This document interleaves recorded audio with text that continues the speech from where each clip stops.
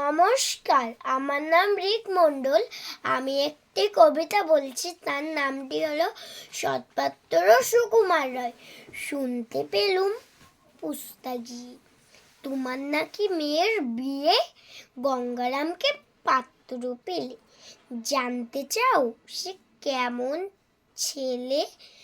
মন্দ নয়, সে পাত্র ভালো, রং যদিও বেজায় কালো।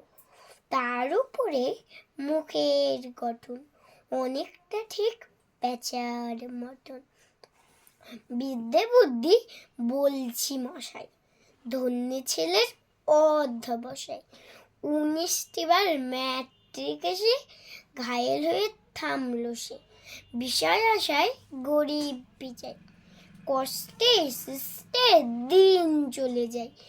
মানুষ তো নয় ভাইগুলো তার, একটা পাগল একটা গোয়ার, আর একটা সে তৈরি ছেলে। জাল করে নোট গেছেন জেলে, কনিষ্ঠটি তবলা বাজায়, যাত্রা দলে 5 টাকা পায়। গঙ্গারাম তো কেবলই ভোগে, পীরের জড়ায় পাণ্ডুরোগী।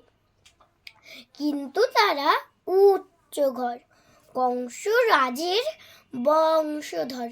শ্যামলা হেরি বনগ্রামে, কি যেন হয় গঙ্গারামের। যাই হোক, এবার পাত্র তো পেলে, এমন কি আর মন্দ ছেলে। নমস্কার।